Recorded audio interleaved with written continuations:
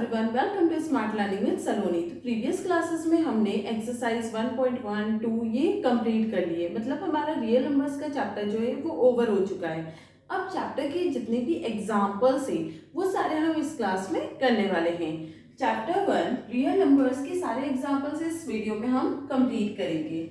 Example first he, consider the number 4 raised to the power n where n is a natural number.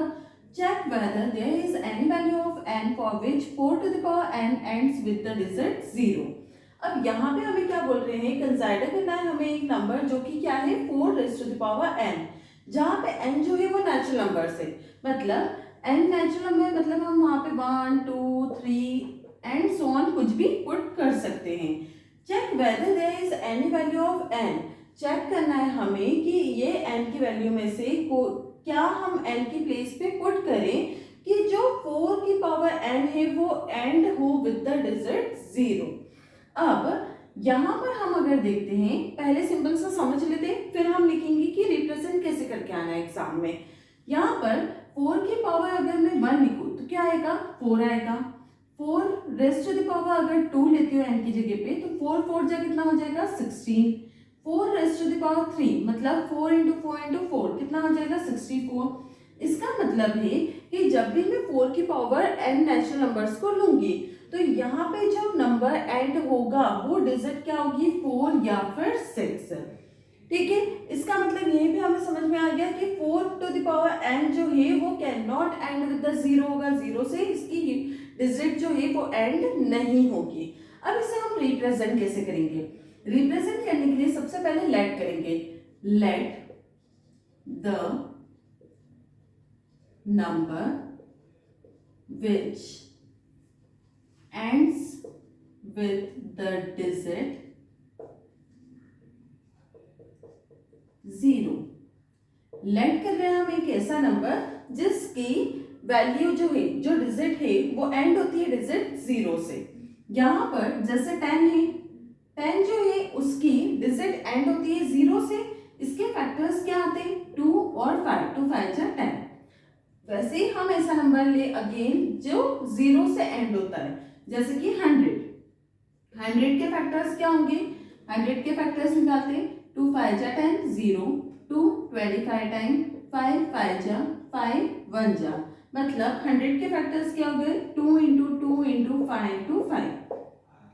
अब यहाँ पर हमें क्या समझ में आया कि जो भी नंबर होगा जिसका एंड डिजिट 0 होता है उसके फैक्टर्स में 2 और 5 तो आता ही है। Here we note that the number ends with 0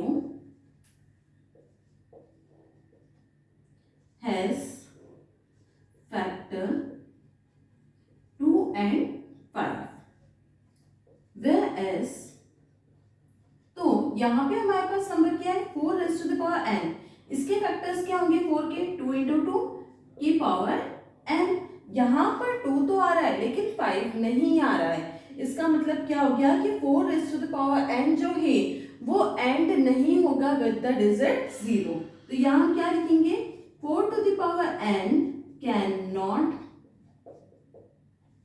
and with the digit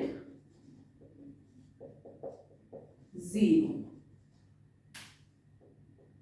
यहाँ पे हमारा क्वेश्चन कंप्लीट हो गया। बिल्कुल ही सिंपल सा क्वेश्चन था। इसमें यहाँ पे जैसा हमने एक्सरसाइज में करा था 6 raised to the power n थी, वो सेम क्वेश्चन था। तो वहां पे भी हमने क्या करा था कि पावर n की जगह पे n नेचुरल नंबर्स हमने पुट करके देखे थे। तो वहां पे हमेशा एंड डिजिट जो हो रही थी वो 6 से एंड हो रही थी। इसका मतलब वहां पर भी क्या था कि वो डिजिट एंड 0 से नहीं थी। अगेन इसको समझ लेते हैं, हमें लिख के कैसे आना है। सबसे पहले हम लेट करेंगे एक ऐसा नंबर जिसकी डिजिट जो है एंड डिजिट वो 0 आए। तो हमने लेट कर लिया 10 और 100। 10 और 100 के जब हमने फैक्टर्स देखे तो इनके फैक्टर्स में हमेशा 2 और 5 आता है। तो हमने क्या करा कि 4 raised to the power n जो है उसके फैक्टर्स निकाले। तो यहाँ पे क्या आया, 2 × 2 raised to the power n। अब यहाँ पे 2 तो है लेकिन 5 नहीं आया। इसका मतलब क्या हुआ कि 4 raised to the power n जो है वो एंड नहीं होगा डिजिट 0 से। यहाँ पे हमने समझ लिया था, उसको रिप्रेजेंट एस टाइप से करके आना है। आई होप ये क्वेश्चन आपको क्लियर हुआ होगा। नेक्स्ट एग्जाम्पल पे चलते हैं। नेक्स्ट आ जाते हैं एग्जाम्पल नंबर सेकेंड पे। Find the LCM and HCF of 6 and 20 by the prime factorisation method. यहाँ पे हमें एलसीएम और एचसीएफ फाइंड करना है 6 और 20 का प्राइम फैक्टराइजेशन मेथड से। सबसे पहले हम एलसीएम फाइंड करते हैं। LCM of 6 and 20। अब एलसीएम कैसे फाइंड करते हैं? जितने भी नंबर हो उन सबका एलसीएम साथ में निकलता है। और एचसीएफ कैसे निकालते हैं? सेपरेटली सारे नंबर्स के फैक्टर्स फाइंड करते हैं। यहाँ पे 6 और 20 के फैक्टर्स फाइंड करेंगे। 6 और 20 दोनों 2 से डिविजिबल है। 2 3 जा 6, 2 1 जा 2, 0 का 0। अब 10 2 से डिविजिबल है तो 3 एज इट इज, 2 5 जा 10। अब यहाँ पे 3 लेना पड़ेगा। 3 1 जा 3, 5 एज इट इज। अब 5 से करेंगे, 5 1 जा 5। तो फैक्टर्स क्या हो गए? 2 इंटू 2 इंटू 3 इंटू 5। तो एलसीएम ऑफ 6 and 20 क्या आएगा? 2 का स्क्वायर, 2 2 जा 4, 4 3 जा 12, 12 5 जा 60। एलसीएम ऑफ 6 and 20 क्या आया? 60। अब एचसीएफ फाइंड करते हैं। HCF of 6 and 20। 6 के फैक्टर्स निकालेंगे। 6 2 से डिविजिबल है। 2 3 जा 6, 3 1 जा 3। अब 20 के फैक्टर्स निकालेंगे। ये 2 से डिविजिबल है। 2 1 जा 0, अगेन 2 से डिविजिबल है। 2 5 जा 10। अब ये 2 से नहीं, 5 से जाएगा। 5 1 जा 5। यहाँ पे हमने फैक्टर्स निकाल लिए। अब एचसीएफ फाइंड कैसे होता है? Highest common factor. अब दोनों में कॉमन क्या दिख रहा है हमें? यहाँ पे 2 है, यहाँ पर भी 2 है, 2 कॉमन है। फिर यहाँ 3 है, यहाँ पे 3 नहीं है, मतलब अब कुछ भी कॉमन नहीं है। तो एचसीएफ क्या हो गया? 2। एचसीएफ ऑफ 6 and 20 क्या आया? 2। एलसीएम आया 60 और एचसीएफ आया 2। यहाँ पे हमारा क्वेश्चन कंप्लीट हो गया। बिल्कुल ही सिंपल सा क्वेश्चन था। आई होप ये क्वेश्चन आपको क्लियर हुआ होगा। नेक्स्ट एग्जाम्पल पे चलते हैं। नेक्स्ट एग्जाम्पल थर्ड है। Find the HCF of 96 and 404 by the prime factorisation method. Hence find the LCM. अब यहाँ पे हमें क्या बोला है कि फाइंड करना है हमें एचसीएफ 96 और 404 का प्राइम फैक्टराइजेशन मेथड से। उसके बाद हमें एलसीएम फाइंड करना है। तो पहले तो हम एचसीएफ फाइंड कर लेते हैं प्राइम फैक्टराइजेशन मेथड से, उसके बाद हम एलसीएम फाइंड कर सकते हैं। जब हमारे पास दो नंबर है वो एचसीएफ आ जाएगा तो हम फॉर्मूले से भी फाइंड कर सकते हैं एलसीएम को। यहाँ पे सबसे पहले तो हम एचसीएफ निकालते हैं। HCF of 96 and 404। 96 के फैक्टर्स निकालेंगे। 2 से डिविजिबल है। 2 4 जा 8, 2 8 जा 16। अगेन 2 से डिविजिबल है। 2 2 जा 4, 2 4 जा 8। अगेन 2 से, 2 1 जा 2 2 जा 2 6 जा 12, 2 3 जा 6, 3 से डिविजिबल है ये, 3 1 जा 3। अब 404 के फैक्टर्स फाइंड करते हैं। 2 से डिविजिबल है। 2 2 जा 4, 0 2 2 जा 4। अगेन 2 से डिविजिबल है। 2 1 जा 2, 0 2 1 जा 2। 101 जो होता है वो प्राइम नंबर होता है, मतलब ये खुद के टेबल से ही जाएगा। तो यहाँ क्या आ जाएगा? 101 वन टाइम। ये हो गए फैक्टर्स। अब हाईएस्ट कॉमन फैक्टर फाइंड करना है हमें। यहाँ 2 है, यहाँ पर भी 2 है। एक तो हो गया ये, यहाँ लिख लेते हैं अपन। फिर 2 है, यहाँ पर भी 2 है, तो दूसरा फैक्टर हो गया 2। अब उसके बाद यहाँ पे सारे 2 और 3, यहाँ पे 101 है, कुछ भी मैच नहीं कर रहा है। इसका मतलब कि एचसीएफ ऑफ 96 and 404 क्या हो गया? 2 2 जा 4। यह आ गया एचसीएफ। अब हमारे पास एचसीएफ है और 2 नंबर्स है, तो हम एलसीएम फाइंड कर सकते हैं। कैसे? LCM into HCF is equal to product of 2 numbers. अब एलसीएम तो हमें फाइंड करना है। एचसीएफ आया है 4 और प्रोडक्ट ऑफ 2 नंबर्स क्या है? 96 and 404। ये 4 मल्टीप्लाई का डिवाइड में चला जाएगा, तो LCM is equal to 96 into 404 divided by 4। ये 4 से कैंसिल हो सकता है। 4 1 जा 4 1 जा 0, 4 1 जा 4। अब LCM is equal to 96 into 101 करना है। 96 1 जा 96, 96 जीरो जा जीरो, जीरो प्लस 9 9, 96 वन जा 96। तो एलसीएम क्या आया 9696। यहाँ पे हमारा क्वेश्चन कंप्लीट हो गया। आई होप ये क्वेश्चन आपको क्लियर हुआ होगा। नेक्स्ट एग्जाम्पल पे चलते हैं। नेक्स्ट एग्जाम्पल 4 है, find the HCF and LCM of 672 and 120 using the prime factorisation method. हमें एचसीएफ और एलसीएम फाइंड करना है प्राइम फैक्टराइजेशन मेथड से। बहुत ही सिंपल सा है। एचसीएफ फाइंड कर लेते हैं पहले। एचसीएफ 672 और 120 का 6 के फैक्टर्स निकालते, 2 3 जा 6, 3 1 जा 3। 72 के फैक्टर्स निकालेंगे, 2 से डिविजिबल है, 2 3 जा 6, 2 6 जा 12, अगेन 2 से, 2 1 जा 2, 2 8 जा 16, अगेन 2 से, 2 9 जा 18, फिर ये 3 से डिविजिबल है, 3 3 जा 9 और 3 1 जा 3। अब 120 के फैक्टर्स निकालेंगे, 2 6 जा 12 0, 2 3 जा 6 0, 2 1 जा 2, 2 5 जा 10। अब ये 2 से डिविजिबल नहीं, 3 5 जा 15, ये 5 से 5 1 जा 5। हमें एचसीएफ निकालना है, मतलब हाईएस्ट कॉमन फैक्टर। अब इनमें चेक करेंगे कॉमन क्या है। 2 इन सब में कॉमन दिख रहा है हमें, फिर यहाँ पे 3 है। क्या इसमें 3 है? इसमें 3 है, हाँ। तो अब इसमें नंबर ही नहीं है, इसके आगे कुछ भी कॉमन नहीं निकलेगा। तो एचसीएफ क्या हो गया 2 × 3 = 6। एचसीएफ आया 6। अब एलसीएम फाइंड करेंगे। एलसीएम ऑफ 672 120, 672 और 120 2 से डिविजिबल है, 2 3 जा 6, 2 3 जा 6, 2 6 जा 12, 2 6 जा 12 0, अगेन 2 से, 3 एज इट इज रहेगा, फिर 2 1 जा 2, 2 8 जा 16, फिर ये भी डिविजिबल है 2 से, 2 3 जा 6 0। अब ये दोनों 2 से डिविजिबल है, 3 एज इट इज, 2 9 जा 18, 2 1 जा 2, 2 5 जा 10। अब 2 से एक भी नंबर डिविजिबल नहीं है, तो क्या लेंगे 3 3 1 जा 3, 3 3 जा 9, 3 5 जा 15, अगेन ये 3 से डिविजिबल है, 3 1 जा 3, 5 एज इट इज। अब ये 5 से डिविजिबल है, 5 1 जा 5, तो ये सब क्या हो गए कैंसिल।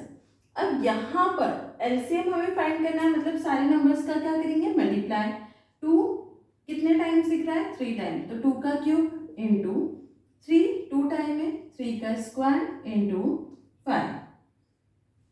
अब 2 का क्यूब क्या होगा 8, 3 का स्क्वायर 9 और 5, 8 5 जा 40 हो जाएगा, 40 × 9, 9 4 जा 36 और 0। तो एलसीएम कितना आ गया 360।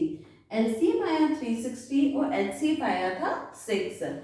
यहाँ पे हमारा क्वेश्चन कंप्लीट हो गया। आई होप ये क्वेश्चन क्लियर हुआ होगा। इसमें हमें एचसीएफ और एलसीएम फाइंड करना था प्राइम फैक्टराइजेशन मेथड से। आई होप ये क्वेश्चन क्लियर हुआ होगा। नेक्स्ट क्वेश्चन पे चलते हैं। Next example number 5, prove that √3 is irrational. अब हमने जब इंट्रोडक्शन वीडियो करी थी और एक्सरसाइज करी थी तब हमने √2 √5 ये तो कर लिया था, √3 बचा हुआ था, तो ये एग्जांपल में आ गया। चलो इसे सॉल्व करते हैं। √3 इज इरेशनल, ये हमें प्रूव करना है। तो सबसे पहले हम क्या करते थे लेट करते थे, लेट √3 इज अ रैशनल। √3 क्या है रैशनल है। अगर ये रैशनल है तो इसे हम a/b के फॉर्म में लिख सकते हैं, जहां पर a और b क्या होते हैं को-प्राइम्स और b ≠ 0। अब ये भी मल्टीप्लाई में आ जाएगा, तो क्या हो जाएगा √3b = a। अब क्या करेंगे squaring both side, squaring both side squaring करेंगे तो ये क्या हो जाएगा √3b का होल स्क्वायर = a का होल स्क्वायर। यहाँ पे √3 का स्क्वायर करेंगे, ये क्या हो जाएगा 3, b का स्क्वायर b² = a²। अब यहाँ पर हमने ये एक्सरसाइज में क्लियरली पढ़ा था कि b जो है अगर कोई नंबर है कांस्टेंट नंबर, अगर 3 का मल्टीप्लाई उसमें करते हैं तो वो 3 का ही मल्टीप्लाई आएगा, और अगर 3 को हम डिवाइड में ले जाते हैं इसका मतलब कि 3 जो है a² को डिवाइड करेगा। तो थ्योरम में पढ़ा था अगर ए स्क्वायर को कोई नंबर डिवाइड करता है तो वो नंबर ए को भी डिवाइड करेगा। तो यहाँ क्या लिखेंगे हम, 3 divides A square also 3 divides A.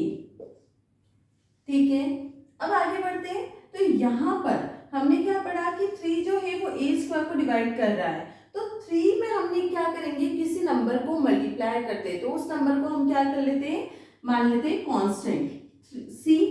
3c is equal to A. अब यहाँ पे c क्या है, c is any constant.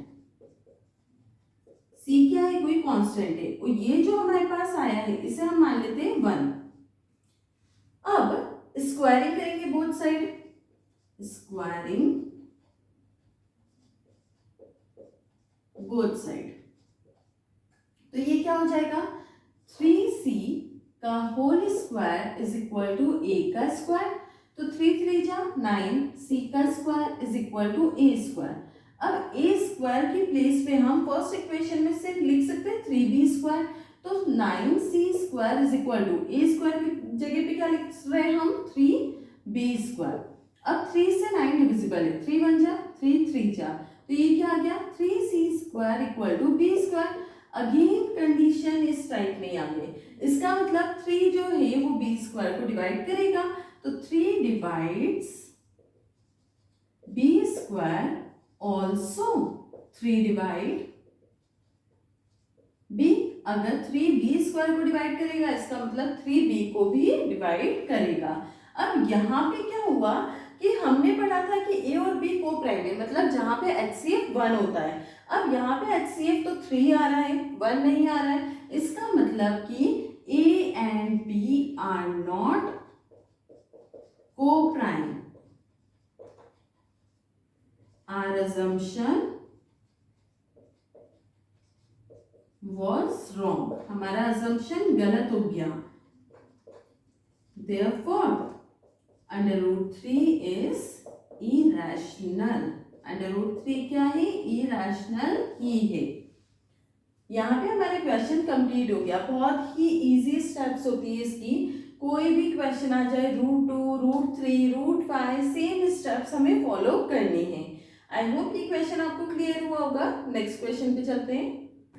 Next example number 50, prove that 5 minus √3 is irrational.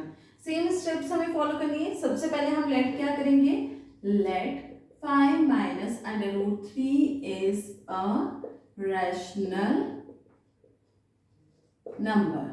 ये क्या है, एक रैशनल नंबर है, और अगर ये रैशनल नंबर है तो इसे हम a बाई बी के फॉर्म में लिख सकते हैं। तो 5 minus √3 is equal to a by b, where a and b are co-primes। मतलब जहां पे HCF क्या होता है, 1 होता है, और b नॉट इक्वल टू 0। अब यहाँ पे √3 जो है उसे हमें अलग लिखना है, बाकी सारे डिजिट्स को एक साथ। तो √3 जो है वो नेगेटिव है तो इसको इक्वल में ले जाते हैं, तो ये पॉजिटिव हो जाएगा, और a माइनस बी इक्वल में आएगा तो negative. 5 minus a by b is equal to √3। LCM लेंगे, 5 into b 5b minus a upon में b इज इक्वल टू √3। अब सॉल्व नहीं होगा। अब यहाँ तक आने के बाद हमें क्या दिख रहा है कि √3 जो है वो तो इरेशनल नंबर है, और 5b minus a by B क्या होगा, रैशनल नंबर, क्योंकि b नॉट इक्वल टू 0 है, मतलब ये क्या है, एक रैशनल नंबर है। अब क्या है, दोनों इक्वल नहीं है, since we know that √3 is irrational and both these are not equal, so our assumption was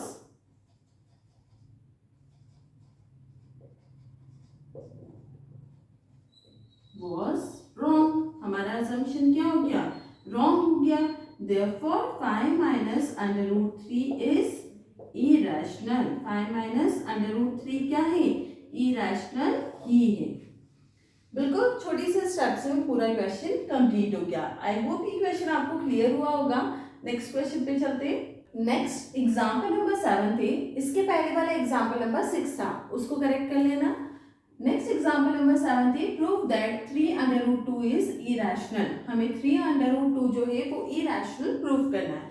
again same steps let करेंगे। Let 3√2 is a rational number. ये क्या है? ये रैशनल नंबर है, जहां पर इसे हम कैसे रिप्रेजेंट कर सकते हैं? 3√2 is equal to a by b, where a and b are co-primes and b not equal to 0।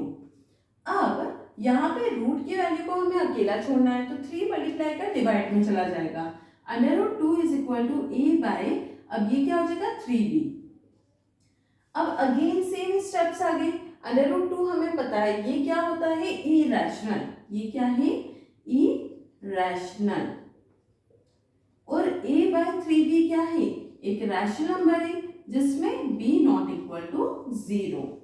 अब ये दोनों इक्वल नहीं है, अगेन सेम चीज लिखेंगे हम। Since we know that √2 is irrational. √2 क्या है? इरेशनल है, इसलिए ये दोनों इक्वल नहीं है। So our assumption was wrong। हमारा assumption क्या हो गया? wrong हो गया। therefore 3√2 is irrational। तो प्रूव हो गया कि 3√2 जो है वो irrational ही है। यहाँ पे हमारा क्वेश्चन कंप्लीट हो गया, उसी के साथ हमारी एक्सरसाइज भी कंप्लीट हो गई। मतलब सारे एग्जाम्पल्स जो थे वो भी सारे कंप्लीट हो चुके। टोटल 7 एग्जाम्पल्स थे जो हमने पूरे कंप्लीट करे हैं। इस चैप्टर में जो इम्पोर्टेंट टॉपिक्स है वो बहुत ही लिमिटेड है। क्या है? Prove that √2 is irrational. ये इस टाइप के जितने भी क्वेश्चंस होंगे वो हमारे लिए इंपॉर्टेंट है। और हमने इस चैप्टर में क्या पढ़ा? एलसीएम और HCF by factorisation method. Easy सा चैप्टर था, बहुत ही सिंपल था। प्रैक्टिस करो, सब कुछ बहुत इजी है। I hope you like my video. If like my video, do like, share and subscribe.